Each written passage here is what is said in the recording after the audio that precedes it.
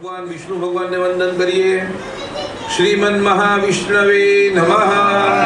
આપણા કુલના દેવી માતાજી અને સુરાપુરા દાદાને વંદન કરો. કુલદેવતાભ્યો નમઃ. જે સ્થાનમાં નિત્ય દર્શન કરવા જતા હોય એમને વંદન કરીએ. શ્રી સ્થાન દેવતાભ્યો નમઃ. રાજકોટના ગ્રામ્ય દેવ રામનાથ મહાદેવ આશાપુરામાં એમને વંદન. ગ્રામ દેવતાભ્યો નમઃ. આપણા માતા પિતા વડીલ સાસુ સસરા સ્વધામ ગયેલા પિતૃને યાદ કરીને પગે લાગવું. માતા પિતૃ ચરણ કમલેભ્યો નમઃ. બ્રાહ્મણોને પગે લાગીએ. બ્રહ્મણે નમઃ. ગાયને પગે લાગીએ. સર્વેભ્યો દેવેભ્યો નમઃ. ગંગાજી યમુનાજીનું સ્મરણ કરી તીર્થને પગે લાગીએ. સર્વેભ્યો તીર્થેભ્યો આત્મન શ્રુતિ સ્મૃતિ પુણ્ય પુરાણોક્ત ફલ પ્રાપ્તિ અર્થમ શ્રી મદ ભાગવત જ્ઞાન યજ્ઞ પારાયણ અર્થે મમ શરીરે કાયિક વાચિક માનસિક સાંસર્ગિક સર્વ પાપ નિવૃત્તિ અર્થમ શુભ ફલ પ્રાપ્તિ અર્થમ બ્રાહ્મણ દ્વારા હેમાદ્રી શૃણુયાત દેવ બ્રાહ્મણ ગુરુજી દીપ સૂર્યચંદ્ર સાનિધ્યે પાપ કર્મ પ્રાયશ્ચિત મનસઃ દ્વારા કર્મ અહમ કરીષ્યે. તુલસીનું પાન તમારી પાસે જમણી સાઈડ મૂકી દો. પિતૃનારાયણ ભગવાન કી જય. નમઃ પાર્વતી પતયે. હર હર મહાદેવ હર. અભિષ્ટિતા સિદ્ધ્યર્થમ પૂજિતો યઃ સુરાસુરે સર્વ મંગલ માંગલ્યે શિવે સર્વાર્થ સાધિકે.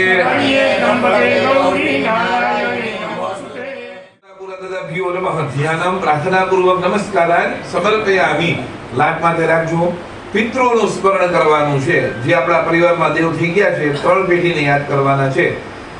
પપ્પા બેઠા હોય તો દાદાજી 3 પેઢી ગણવાની. 3 પેઢીના પિતૃનું બધાએ સ્મરણ કરવાનું છે. પછી એ થઈ જાય પછી માનું એટલે કે મમ્મીનું નામ લેવાનું. મમ્મી બેઠા હોય તો દાદીની 3 પેઢી, દાદી બેઠા હોય તો એની 3 પેઢી બોલી અને પગે લાગવાનું છે. પિતૃદેવો ભવ માતૃદેવો ભવ. પિતૃદેવના ફોટા બધા મૂક્યા છે. બેઠા બેઠા પગે લાગી લ્યો. પિતૃનારાયણ દેવ કી જય. ભૂમિએ નમઃ. માતૃભૂમિએ નમઃ. તપોભૂમિએ નમઃ. પગે લાગો. પ્રાર્થનાપૂર્વક નમસ્કારાન સમર્પયામિ. ગણપતિ બાપાને પગે લાગો. એકદંતાય વિદ્મહે વક્રતુંડાય ધીમહિ તન્નો દંતે પ્રચોદયાત. આમ તો બધાયના ઘરેથી થોડું થોડું સોનું ભેગું કરીને તો ચોટીલાનો ડુંગર તો થઈ જાય કે નથી જાય? બધાય ઘરે થોડું થોડું રાખીને બેઠા હોય. એટલે સોનાના પર્વતની કેટલી કિંમત થાય આપણે આંકી ન શકીએ. અત્યારના સમયમાં ન આંકી શકીએ. પહેલાના સમયમાં સસ્તું હતું પણ તો ત્યારે એના માટે લેવું તો અઘરું જ હતું. ત્યારે આવક ખાલી 10 રૂપિયા હતી. શું લેવા જાય? એટલે સોનાના પર્વતની કેટલી કિંમત છે. એટલા પર્વતની કિંમત તમે એક ઓર રાખો ને તો આ શરીરની કિંમત ન થાય. એ ઋષિ મુનિઓ સમજાવવા માંગે છે. સમજા? સોનાના પર્વતની કથા એટલે આ શરીર જ સોનાનું પર્વત છે. આનાથી આ કંચનની કાયા કીધી છે. આનાથી મોટું કાંઈ નથી. તમે વિચાર કરો હવે 5-10 વર્ષ સુધી મથી પછી 5 તોલા સોનું લઈને રાજી થાય. પણ 5 વર્ષ જે આપણા વયા ગયા, યુવાનીના 15-20 વર્ષ વયા ગયા, એ પાછા મળતા નથી. એ ઋષિ મુનિએ સમજાવવા માંગે છે કે સોનાના પર્વતની જેટલી કિંમત છે એથી પણ 10 ગણી કિંમત આ શરીરની છે. પણ આપણે આપણા શરીરની કિંમત જ ભૂલી ગયા. એ સમજાવવા માટે આ હિમાદ્રી હેમિયાની સોનું અદરિયાની પર્વત સોનાનો પર્વત છે હાલતો ચાલતો. પણ આપણે ઘસી નાખીએ છીએ. એની કિંમત આપણે રાખતા જ નથી. આપણને આપણા શરીરની જ કિંમત નથી લે. જે તે પેટમાં નાખ્યા કરીએ, પછી બીમાર પડીએ, પછી સાજા થવા માટે રહી તો કે પૈસા ખર્ચી નાખીએ. હવે જે કાંઈ થાય પાછું હાલ્યું થોડું. પછી તો કે સોનાનું શ્રીફળ તમારા હાથમાં છે અત્યારે કઈ રીતે તમે વિચાર કરો કે આટલા કરોડો લોકોની અંદર આખો પરિવાર ભેગો થઈને આજે બેઠો હોય, ઘણાય બેઠા હશે, ઘણાય કથાઓ કરતા હશે, પણ આજે જે તમે બધા બેઠા છો તો તમારા હાથમાં સોનાના શ્રીફળ જેવી તક છે. આ તક ઘડીએ ઘડીએ નથી મળતી. કેટલા વર્ષોથી વિચાર કરતા કરતા ઘણીવાર તમે નક્કી કર્યું, કેટલી મીટિંગો કરી, બરોબર ને? નક્કી થતા થતા આજે આ દિવસ આવ્યો. એટલે આજે આ સોનાનું શ્રીફળની તક તમારા હાથમાં છે. જે તમારા પિતૃઓની ઈચ્છા હતી, આપણામાં એ કહેવાય કે જે બાપને પોતાને ન મળ્યું હોય ને એ દીકરાને આપે. સનાતન ધર્મ જેવો એ કઈ ધર્મ નથી. બીજા જે કાંઈ દુનિયામાં આશરે 4-5 હજાર ધર્મ છે, અને હવે તો કદાચ વધારે હોય. દિવસે ને દિવસે નવા નવા ધર્મ સંપ્રદાય ફાટી નીકળ્યા છે. પણ સનાતન ધર્મ આદિકાળ છે ને જે સનાતન ધર્મમાં કથા કીધી એમાંથી જ વિચાર લૂંટી અને આ બધા પોતે કીધા કરે છે. પોતાના વિચાર નથી, આમાંથી જ લીધેલા છે. જ્યારે સૂર્યચંદ્ર નહોતા ત્યારની જગતની એ કથા ઋષિ મુનિએ આપણને કીધી. કર્યું હશે, આની પાછળ કેટલી મહેનત કરી હશે, આ મંદિર બનાવ્યું છે. હવે આપણે દર્શન કરી એ સરસ મજાનું મંદિર, પણ એની પાછળ સમય તો લાગ્યો જાય ને, એમને ન થયું હોય. એમ તમે વિચાર કરો કે આવડી મોટી પૃથ્વીનું સર્જન કોઈએ તો કર્યું હશે. કોણે કર્યું? તો કે કુદરતી જ ભગવાન. સમજાય છે? એ જ ભગવાન. પહેલા જગતમાં ચારે તરફ પાણી હતું. એ જલની અંદર કેવલ એક જ દેવ હતા. કયા? તો કે નર, જે નારાયણ છે એ નર નારાયણ હતા. જલની અંદર રહીને શાંતાકારમ ભુજગશયનમ પદ્મનાભમ શ્રેષ્ઠમ વાંચીએ તો એમ કે શિવજી છે, દેવી ભાગવત વાંચીએ તો કે માતાજી છે. એ તો આપણા સમજા નથી એટલે. બાકી હકીકત એ છે, તમે બધા ગ્રંથના અભ્યાસ કરો ને એટલે તમને ખ્યાલ આવી જાય કે જગતના 3 દેવ, બ્રહ્મા સર્જન કરે છે, વિષ્ણુ એનું પાલન પોષણ કરે છે અને શિવજી એનું વિસર્જન કરે છે. પણ એ ત્રણેયને એ શક્તિ કોણ આપે છે? તો કે માં ભગવતી. अथ हेमाद्रे संकल्प श्रीफल कुश तुलसी तिल यवाक्षतान् गृहीत्वा हेमाद्रिं शृणुयात्. नारियल, डाब, कुशा, तुलसी पत्र, जौ सहित अक्षत लेकर हेमाद्री संकल्प सुने. अथ हेमादे प्रयोगः तद्यथा स्वस्ति श्री जगदुत्पत्ति स्थिति लय कारणस्यानंत वीर्यस्य रक्षा शिक्षा विचक्षणस्यादि नारायणस्य प्रणत पारिजातस्य चिन्त्या परिमित शक्त्या ध्रियमाणस्य महाजलौघमध्ये परिभ्रममाणानामनेक कोटि ब्रह्माण्डानामेकतमे व्यक्त महदंकार पृथिव्यप्तेजो वायव्याकाशाद्या वर्णैरावृते अस्मिन् महते ब्रह्माण्डे आधार शक्ति कूर्मानन्तोपरि प्रतिष्ठितस्यातल वितल सुतल तलातल रसातल महातल पातालेते सप्त पाताल लोकस्योपरितने भूर्लोक भुवर्लोक स्वर्लोक महर्लोक जनलोक तपोलोक सत्यलोकस्याधो भागे चक्रवाल शैलमहावलय नागमध्यवर्तिनो महाकाल महाफणिराज शेष सहस्रफणानां मणिमण्डलमण्डिते ऐरावत पुण्डरीक वामन कुमुदाञ्जन पुष्पदन्त सार्वभौम सुप्रतीकाख्याष्ट दिग्दन्ते शुण्डोत्तम्बिते अमरावत्या शोकवते भोगवते सिद्धवते गान्धर्ववते काञ्चनवन्त्य लकावते यशोवते ते पुण्यपुरे प्रतिष्ठिते इंद्राग्नि यम निर्ऋते वरुण वायु कुबेरेशानादि दिक्प्रतिष्ठिते लोकालोकाचल वलयिते लवणेक्षुरस सुरा सर्पिर्दधे क्षीरोदक युक्त सप्तार्णव परिवृते जम्बूप्लक्ष शाल्मले कुशक्रांच शाक पुष्कराख्य सप्तद्वीपयुते इंद्रकांस्य ताम्र गभस्तिनाग सौम्य गंधर्व चारण भारते ते नवखंड मंडिते महेंद्र मलय सह्याद्रि हिमऋक्ष विंध्याद्रि पारे यात्रा व सप्तकुल पर्वत विराजिते मातंग हिरण्य सिंह माल्यवंत किष्किंद चित्रकूटादि पंच महानगर सहिते हेमशैल हेमकूट सुदाचल श्वेताचल सिंगावताख्ये महाशैल समधिष्ठिते सुमेरु निषदाद्रि श्रीकूट रजतकूटाभ्रकूट चित्रकूट हिमविंध्याचलादि सहिते हरिवर्ष किं पुरुषयोर्दक्षिणयोर्नव सहस्र विस्तीर्णे मलयाचलादुत्तरतः स्वर्ण प्रस्थादारभ्येन्द्र शुक्लावृत कृतस्थित महारण्य शुक्ल पांचजन्य सिंगल लंकाख्य नवभागात्मके महासरोरुहाकार 50 कोटि योजन विस्तीर्णे આટલા લેવાના દેવાના તો હજી ભૂલાઈ જાય, લેવાના તરત યાદ આવી જાય. ઉઘરાણી લેવાની હોય તો કેવી નીંદર ઉડી જાય ફટ દઈ કે આજે આટલા લેવા જવાના. આ ક્યાંથી આવે છે? આ સ્મૃતિ એ જ ભગવાન છે. અને આ લોકની રચના કરી, પછી એની અંદર પર્વતની રચના કરી, હિમકૂટ ચિત્રકૂટ ઇત્યાદિ બધી રચના કરી, નૈમિષારણ્ય ઇત્યાદિ એ અરણ્યની રચનાઓ કરી, પછી ગંગા યમુના ગોદાવરી સરસ્વતી ઇત્યાદિ એ બધી નદીઓની રચના કરી. અયોધ્યા મથુરા માયા કાશી કાંચી અવંતિકા પુરી દારામધિશ્ચૈવ સપ્તે ધા મોક્ષદાયી કહ્યું કે માણસને જીવવા માટે એક બંધારણ રચવામાં આવ્યું. આપણે અત્યારે એમ કહીને સંવિધાન સૌથી મોટું છે, પણ ફરી કે માણસે કેમ જીવવું, મા બાપની સેવા કરવી, પછી તો કે જે આપણા પરંપરા હોય આપણા કુળની એને અનુસરવી, આ બધી પૂજાઓ કરવી, નીતિ નિયમથી રહેવું, વ્રતનું નિયમથી રહેવું, પિતૃઓની પાછળ સત્કાર્ય કરવા, આ બધા બંધારણ કહ્યા. વિચાર કરો કે ધર્મએ કેટલું બધું સૂક્ષ્મતાથી આપણને જીવવાનું જીવન આપ્યું છે. અને પછી કહ્યું કે જે માણસ છે એને હમણાં શાસ્ત્રીજી કહ્યું એના દોષ પણ દેખાડ્યા, ન ખાવાનું. અને મા તરફથી લોહી મળ્યું છે. હાડકાનો એક કટકો હોય ને ત્યાં સુધી બાપના ઋણમાંથી આપણે છૂટી નથી શકતા, એટલે એને છેલ્લે જેલમાં પધરાવા જાય. અને એક લોહીનું ટીપું આપણા શરીરમાં હોય ને ત્યાં સુધી આપણે માના ઋણમાંથી નથી છૂટી શકતા.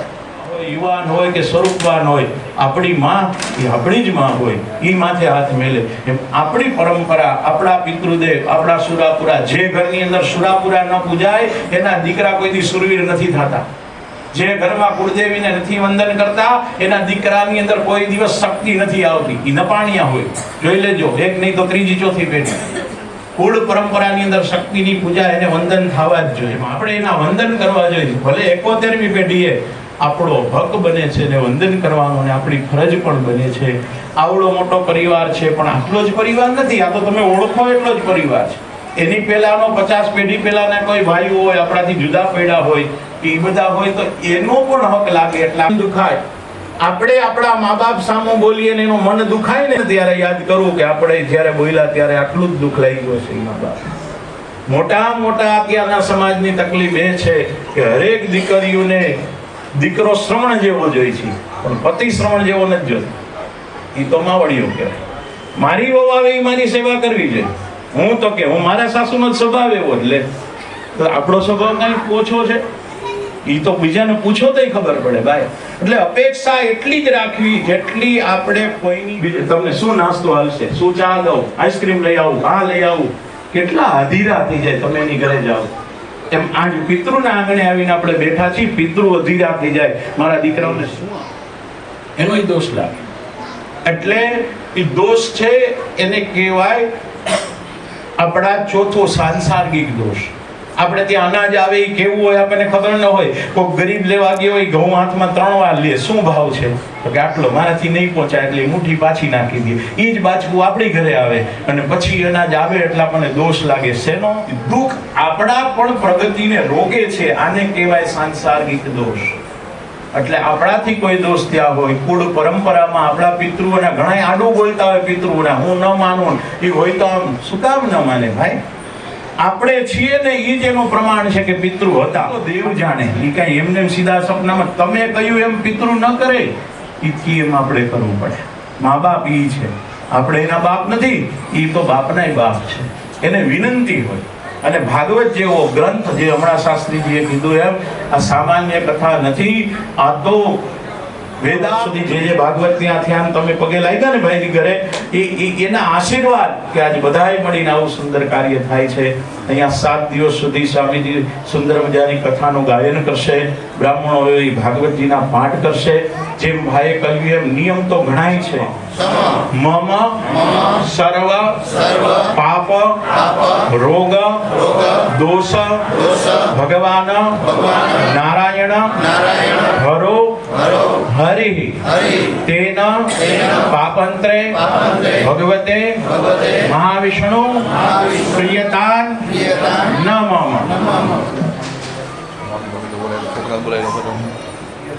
પછી પંચગવ્ય સ્નાન, ત્યારે માણસ મૃત્યુ પામે ને તો પંચગવ્ય એને સ્નાન કરાવે કે પવિત્ર બની જાય, એવા અમે પવિત્ર બનીએ. પછી ધાન્ય સ્નાન, અનાજ ખાવાથી શરીરને પોષણ મળે. અનાજ ન ખાય ને તો શરીરનું પોષણ ન મળે. એમ અનાજના સ્નાનથી પણ એ દ્રવ્યથી પણ અમારા દોષ દૂર થાય. સર્વ ઔષધિ સ્નાન, ઔષધિ ખાવાથી અમારું શરીર જેમ પુષ્ટ બને એમ એના સ્નાનથી અમે પવિત્ર બનીએ. 7 ધાન્યનું સ્નાન. અને પછી કહ્યું કે ફલ સ્નાન એ કરવા ખાતર નહીં કરવાનું કે અમને વડીલોએ કીધું એટલે અમે બેસી ગયા. કા અમને એની પ્રાપ્તિ થાય, શ્રદ્ધાથી કરજો કે એટલે કરવું એમ નહીં. સૌથી પહેલા તમને આપશે ભસ્મ સ્નાન. અહીંયાથી જે શાસ્ત્રીજી આપે તમને એને તમારી પાસે થાળી આવે છે ભસ્મની, તમારે જેટલી લગાડવી હોય એટલી તમારી પાસે ભસ્મ આવે છે. મજા આવેલી ભસ્મ લગાડવાની છૂટ છે. બધી 10 વિધિની 10 મૂર્તિ ભાઈ થાળી પાસ કરી દીધો, લોકો થાળી પાસ કરી દેશે. અગ્નિ ભસ્મ જલમિતિ ભસ્મ સ્થલમિતિ ભસ્મ ભસ્મ સ્નાન આવે છે. જાતવેદો મહાકામ આવજાતવેદો કામિનીમ યસ્યામ હિરણ્યમ વિંદેયમ કામસ્વમ પુરુષાનઃ અશ્વપૂર્વામૃતમધ્યા ભસ્તિનાદ પ્રબોધિની દેવી મુપભયે શ્રીમા દેવી સદા કાસ્વસિદા હિરણ્યા પ્રાકારા ભાદ્રા જલમતિમ તૃપ્તામ તર્પયન્તિમ સિતામ પદ્મવર્ણામ તામિહોપભયે શ્રિયમ પ્રભાસામ વિસસામ છલંતિમ શ્રિયમ લોકે દેવજુષ્ટામ ઉદારામ તામ પદ્મિનીમ શરણમ પ્રપદ્યે અલક્ષ્મીર્મેન ચતામ આદિત્ય વર્ણે તપદોતિદાતો વનસ્પતિસ્તો વૃક્ષોતો બિલ્વઃ ફલાની તપસાનુદંતુ માયાંતરયાશ્ચ માયા અલક્ષ્મીઃ વૈતુમામ દેવ સકઃ કીર્તિ સામણિના સહ પ્રાદુર્ભૂતો અભૂતિમ સમૃદ્ધિ સર્વાનિર્ણુદ્વિગ્રહાत् ગંધદ્વાનામ દુરાધન સાભિત્યપુષ્ટામ કરેધિનીમ ઈશ્વરીમ સર્વભૂતાનામ તામિહો मनसः कामवाकूतिं भातसत्यमसीमहि पशूनां रूपमन्नस्य महि श्री श्रेताब्जतः कर्दमेन प्रजा आपः स्रसन्तु सिद्धानि चिक्लीतो समे गृहे नीतदेवी मातरं श्रियं वासने कुले आद्रां पुष्करणे पुष्टिं चन्द्रां हिरण्मयीं लक्ष्मीं जातवेदो महावः ताप आवधातवेदो लक्ष्मी पदपकामिनीं गावो दास्यो स्वान् विन्देयं पुरुषाणां यः शुचिं ओम सहस्रशीलका पुरुषा सहस्रक्षर सहस्रपाद भूमिगो सर्वसर्वसर्वाटेटिबिलतांगुलम भूता मृगम खाली खाली नदन्येन तिरोहति एतावानस्य महिमातो ध्यायाउत विक्रामचासना दसने अभीततो विराजय विराधो अधिपूर्वः सजातो अत्यर्निशतमशान् भूमिमतो पुरः तस्मात् जग्ना सरोदा कमलनं जगदाज्यं बधोस्तां जगदे राजव्याधाधर्या तस्मात् जगदात् सर्वभूतः सम्प्रदं जगदाज्यं एको भया दतः गावो हजनिरे तस्मात् तस्मात् जाता अजावयः तां जगनं बाहिके प्रोक्षां कुरुधन् पुनरामेन देवाय नन्दनाद्यारे कयतरे दत्पुरुषं व्यदतुः कटिधाव्य कल्पयन् भक्तिमद्याधिं किं बाहु किमुरुं पदस्य पद्या कुसुमरो चन्द्रमा मनसो धातकृतो सूर्यो अजायत रोद्राद्वा इन्द्रप्राणितमुखादभिरज